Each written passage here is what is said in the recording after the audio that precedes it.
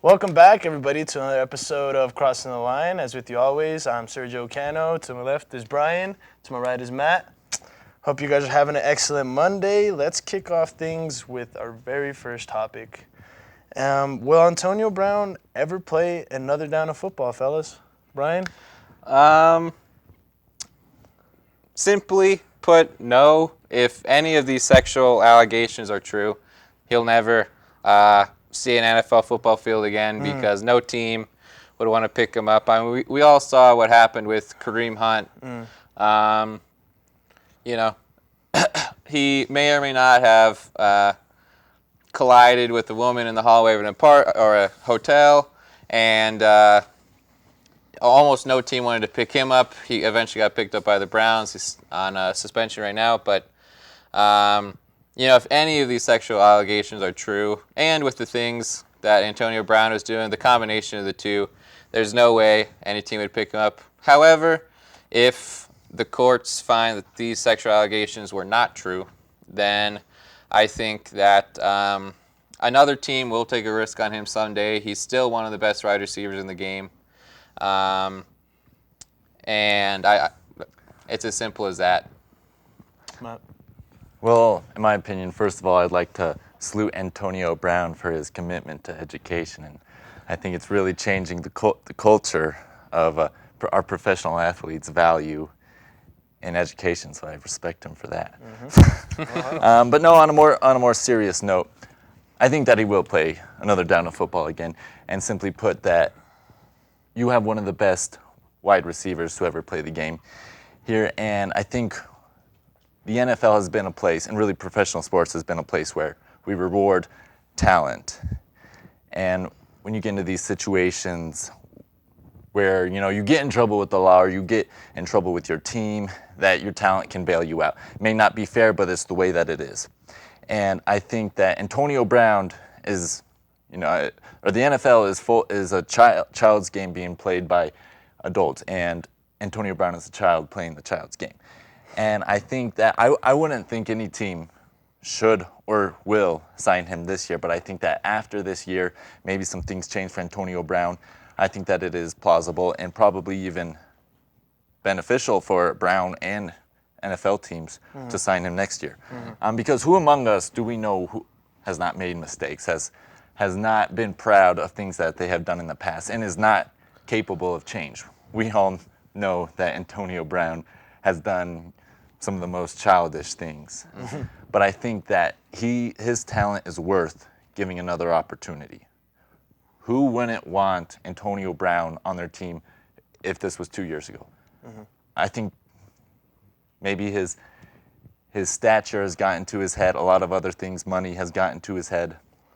But I think that the way that we've seen him before on TV, with the Steelers, on Dancing with the Stars, I think this year has just been a bad year mentally and socially for Antonio Brown. I think there's a lot we don't know.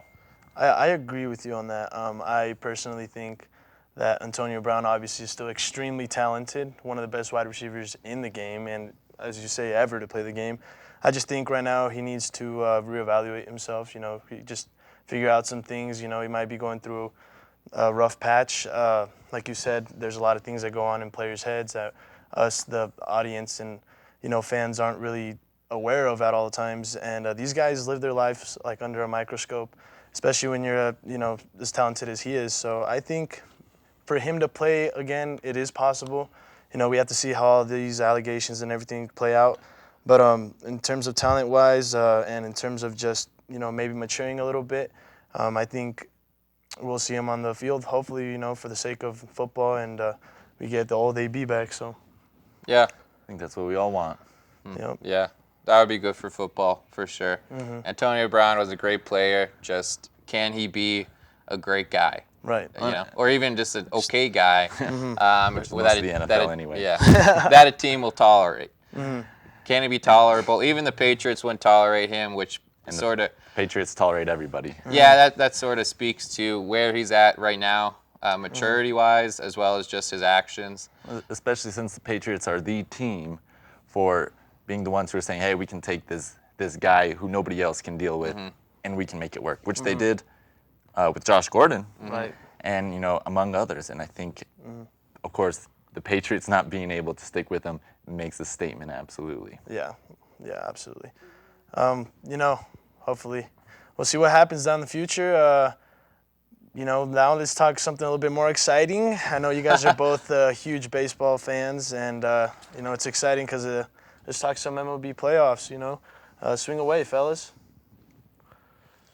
Whoever, Matt, honestly, when you go first, Matt, I'll what let you got to take say? it first. All right, Comment. so heading into the last week of the regular season of the MLB season, we have a tight race in the AL. Brian, who do you think is going to come away with it?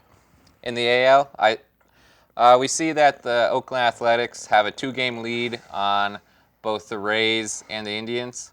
And who's going to win out there? I think the A's have been really hot this month, 16-5 this month, and 3-1 against the Astros, as well as they hit 250 home runs. I think the A's make the playoffs, undoubtedly. Between the Rays and the Indians, I think for the sake of the game, I'd like to see the Rays. Just personally, I think the Indians have had a couple injuries, and I don't necessarily think that would be the best playoff game. But I also just think the Rays will take it. I think the Rays are the more talented team, and they won.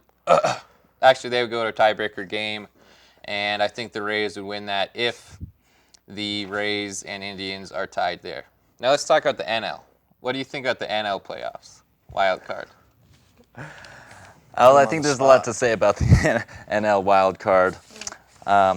Who I really like and who I really have the feeling is going to be their year is finally the Milwaukee Brewers.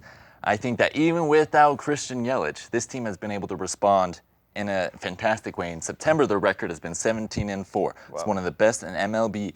And I mean, Christian Yelich's replacement, Trent Grisham, has been outstanding, slashing a 270, 404, 541 line, which is outstanding. And Milwaukee's ERA in the last 13 games has been 256, which is the best in the majors. And when we talk about who's going to be the most successful going into October, we talk about who's hottest.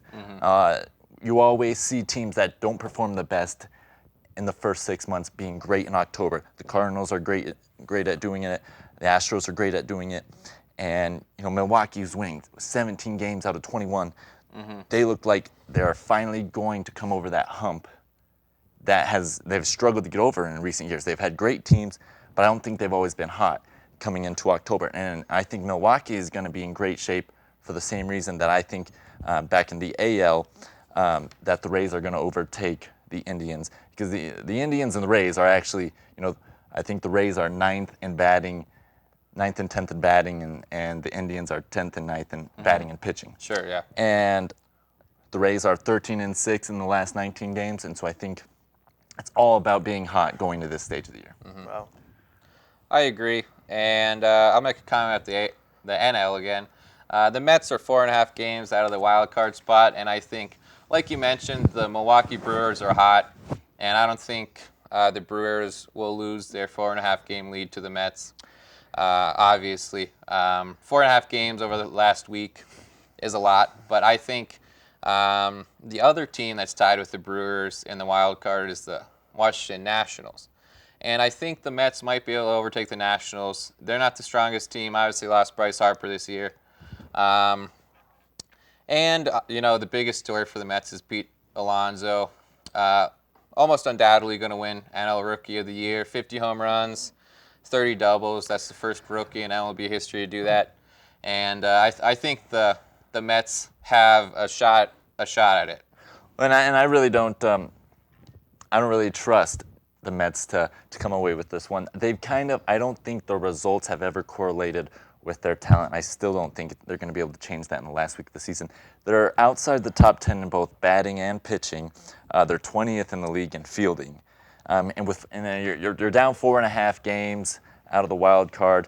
You still have to play 3 games against the NL East leading Atlanta Braves. You do have 4 against Miami, but I don't think it is going to be enough. Especially, there's just too many obstacles ahead for the Mets. I think just to talk about the Braves briefly, I don't think the Braves have too much to play for. The Dodgers have locked down that #1 spot in the NL. Nobody's gonna get that #1 spot to play the wild card team. So the Braves are playing the Cardinals, the Cardinals still haven't won their division. So whoever wins that division, it would be. But I don't think the Braves have that much to play for, and I think the Mets have a lot more to play for in order to make the playoffs for the first time in a number of years. That's fair. Before we move on real quick to the next topic, who do you guys have as your favorites, to go to the World Series and win it all? Or who do you guys believe is a dark horse exactly, like based on your opinions and, all biases aside, but based on just your logic and your knowledge on the dynamics of all this? Well, if I have to pick a dark horse for each league, I really like the Oakland A's this year. On the AL side and on the NL, I'm going to go with the Brewers. Yeah, I like both those teams as well. In the AL, a lot of people are brushing the Twins off, but the Twins they did break the home run record in a season, and they're the first team to hit or have 5 hitters hit 30 home runs. However, I don't think they can. They have never historically been a good team against the Yankees, so I don't think they're the team to be the dark horse. Well, you do make some good points. Minnesota, I think, is sneakily one of the best hitting teams in the majors, and if not the best. They are second in the MLB in batting average, home runs, and RBIs, and they lead the MLB in runs. They have a solid closer in Taylor Rogers. They've got a lot of pieces. Like you said, 5 players who have over 30 home runs. I think Minnesota can be a dangerous team. If it's not Oakland, I like Minnesota. Cool. I agree. Okay. Wow, you guys look pumped, excited for this. It should be exciting to see how it all plays out. Well, let's talk some more football. College football is coming up, and how long till a non-Power 5 team makes the college football playoffs? Yeah, I've been rooting for UCF ever since 2 years ago. They had the regular season record, going undefeated in the regular season the last 2 years, and they just lost a heartbreaker to Pitt. And I was truly depressed Saturday night, Brian. I went and got some fried chicken, and I really couldn't enjoy it. Oh, man. Central Florida lost. And I think, they had the best chance of being that team, that non-Power 5 team, to make it to the CFP. And now I just don't think it's going to happen because for a Power 5 team make it, you can only have 1 loss, no more than that. And if you're a non-Power 5 team, you apparently can't lose for 3 years in a row. And now the only remaining non-Power 5 team who is undefeated is Boise State. And I think the AP really values the strength of schedule, obviously. UCF had the 31st strongest schedule, and Boise State has the 50th. And when you look at teams like Georgia and LSU, who are the 3 and 4 ranked teams, they have the 9th and 11th strongest schedules. So I think you have to put yourself there. You have to put yourself playing to be the best. You have to beat the best. Mm-hmm. And well said. And Boise State can't do it. Yeah, I think I agree with you. We see Boise State is 4-0. They're number 16 in the country.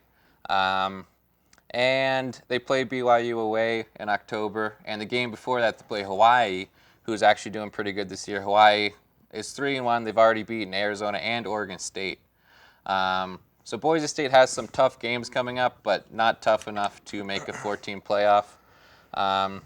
Also because the top of the college football is just stacked with talent. 3 of the top 4 teams are from the SEC. Alabama, LSU, and Georgia are all in the top 4. Obviously, no way they would put 3 SEC teams in the playoff. Clemson's not going to lose a game this season. I would be shocked if Clemson lost a game they don't have a very strong schedule, and the ACC isn't that strong anymore. But Well, and in Boise State, I don't believe is going to be playing any of those top 5 teams, Clemson, Georgia, No. and they would certainly have to beat at least one of them, preferably 2. If they went undefeated and beat maybe 2 top 10 teams, I think they'd have a reasonable shot. Sure. But it's not even in their schedule, and that's the Yeah, problem no. for Yeah. these not non-Power 5 teams. And frankly, last year the Mountain West was a lot stronger. Fresno State was a really good team, as well as Boise State. And this year, Fresno State's 1-2 already. They're not that good. Hawaii might be the second best team in the conference, but they already lost a game. They have no chance. And I just don't think there's any room at the top. We could see 4 undefeated teams in the college football playoff. Clemson, winner of the SEC. Either Oklahoma Oklahoma is probably going to win the Big 10. Big 12 rather. And Ohio State or Wisconsin could easily go undefeated.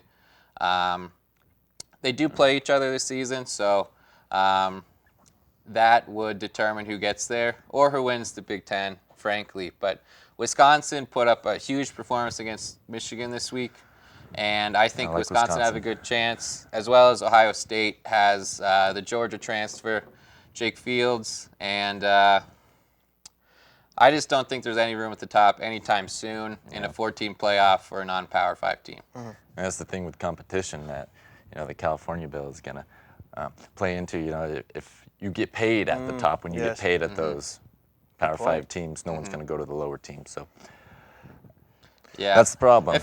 I will say one thing. I think UCF would be the most fun university to play at. That's true. Central Florida.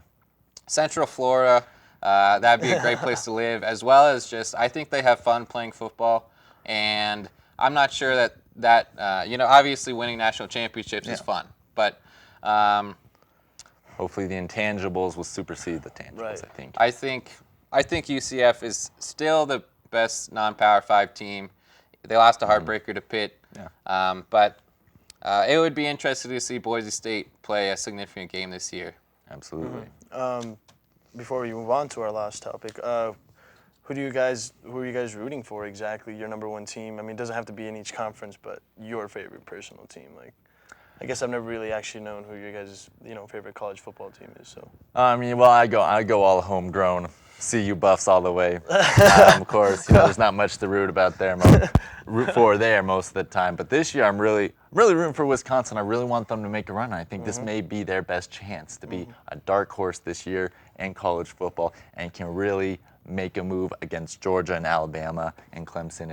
And I think they have what it takes to be a surprise in college football this year. I agree. Wisconsin looks like a fun team to watch. Jonathan Taylor is the best running back in college football right now by far. And they remind me of when Baker Mayfield played for Oklahoma. I was a big fan of them. They were a very loud team that was very exciting. Personally, I like Auburn. They're sort of overshadowed by the rest of the SEC, but their quarterback is going on a tear right now. They beat Oregon in the first week, and I'd like to see Auburn in the playoff. Cool. Sweet. Right then. This will be awesome to watch, fellas. You guys are, just throwing all this knowledge at me. It's awesome. Week 3 of NFL was exciting as always, and we had some backup quarterbacks put on a show. Matt, tell me who's your favorite and why. Yeah, we did. We had a lot of backup quarterbacks this week, making them a lot of noise. We had Daniel Jones. We had Jacoby Brissett. My guy, though, this week, who I like the most, Carolina Panthers backup QB, Kyle Allen. I think he gave Carolina what they needed after getting so much heat and so much trouble from Cam Newton. And they're kind of in a depressed state, but now I think they're in a little bit of an elated state because they know if Cam Newton doesn't work out, they have Kyle Allen. Kyle Allen, 19 for 26, 261 yards, 4 touchdowns, 2 passing, 2 rushing. Jesus. He can do it both. He was averaging 10 yards a pass, 144 passer rating, and not to mention no interceptions. Yeah. So and leading them to a 38-point run against the Cardinals. Of course, it's Cardinals, not much defense to stop you there. But, he spreads love too. He's not even going to one one guy the whole time. He threw 3 touchdowns to 3 different players. So I really like what I saw from Kyle Allen. Brian, who's your favorite? Personally, I'm going to go with Danny Dimes. Daniel Jones for the New York Giants. Let me give you a statistic. Daniel Jones is 1-0 when at any point in the game he was trailing by more than 18 or more points. Eli Manning is 0-44 in such games. Daniel Jones is already 1 game in the league and doing better than Eli Manning could in those comeback situations. It was against the Tampa Bay Bucks, and the Buccaneers kicker missed a 31-yarder. A win's a win. But a win's a win. That's the most important stat line that he has is the Giants are in the W column. And not to mention, they won a game without Saquon Barkley for a portion of the game. He's going to be out 4 to 6 weeks, maybe even 8 weeks. We'll see how that ankle sprain goes. That's speedy recovery. But, Daniel Jones, 336 yards, 2 passing touchdowns, 2 rushing touchdowns. And, I think with all this talk, I think we're entering the new era of quarterbacks. Eli Manning's on his way out. Ben Roethlisberger's on his way out. Drew Brees is on the decline. The only person we can't rule out, obviously, is Tom Brady. Tom Brady just Oh, aged yeah. like fine wine. And Daniel Jones, after we're realizing that we're losing Eli Manning a lot quicker than the NFL lost Peyton Manning. Peyton Manning was still pretty dominant when he was Eli's age. And so I think Daniel Jones was the leader New York needed, not the one they deserved. And Sorry, I think, making a Batman reference. Yeah. and I'll I say saw that, I caught it. we talked when Daniel Jones got drafted ahead of Dwayne Haskins. We said nobody doubted Daniel Jones could perform in the NFL. Nobody was saying Daniel Jones is going to be a bust. They just said, does he deserve to be drafted above Dwayne Haskins? We'll see. I think the Redskins could use another quarterback in there. Might as well throw Haskins in. I don't think Kirk Cousins is the guy they need, and I think that would be another move towards the new era, putting Dwayne Haskins in, giving him a chance because we thought he could be one of the best quarterbacks coming out in the draft this year. Case Keenum. Case Keenum, yeah. Sorry. Yeah, I agree. All those guys put on stellar performances. I'm going to go with a little bit of surprise that you guys probably weren't expecting.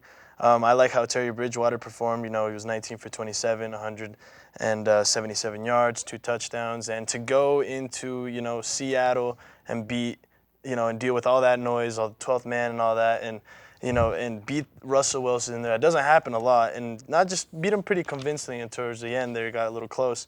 Obviously, Alvin Kamara and the whole team, they all played really well. But I think he went in there, did his job, what he had to do, and it was just fun to watch. I was actually watching that game. I was going back and forth between all of them. Really tough decision. A lot of guys played great. Like you said, Kyle Allen, stellar performance as well. I think this new era, this new bunch of quarterbacks is going to be exciting to watch for years. And I'm excited to see what goes down tonight. You guys have any predictions before we end the show? What do you guys predict tonight? Any closing statements? I'll give a quick prediction. Redskins and the Bears. I think Mitch Trubisky and the Bears take it against not that strong Redskins team, if we're being honest. I don't think the Bears are having the season they would like. They beat the Broncos last week. But A nail-biter for sure. I think it's just going to be the Bears tonight. Might be a close one, but Redskins don't have it. Yeah, I'd like to be able to say my guy Case Keenum can take it for the Redskins, but yeah, I think that Bear defense is going to be too much for Washington tonight. Yeah. I'm going to go Chicago.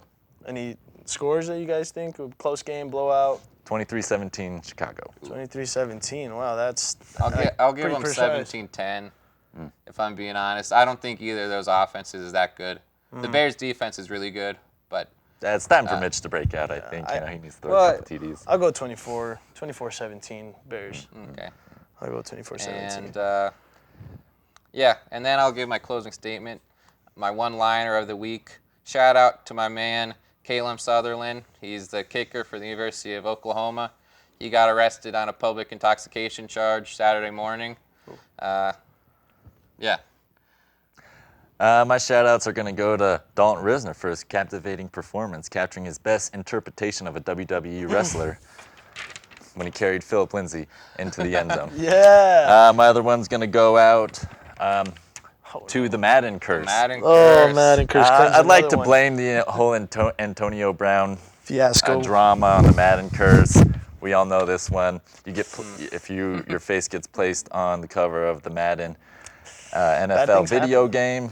Yeah. You have the worst year of your life, Remember and Peyton Hillis? that has happened. Right. Peyton Peyton Hillis. Hillis. That one He was a the best big player one. in 2012. He was. I was. remember buying the game and I was just like, whoa, and And I then didn't know he who he was. disappeared Yeah. off the face of the earth. Yeah. Yeah. Well, man, and anything else you guys got? So NBA season starts soon, so tune in. We'll be Yeah. covering that as well, which is going to be an electrifying season, to say nonetheless. But other than that, thank you guys for joining us once again. We always have fun. Hope you guys have a great Monday night. Catch you next week.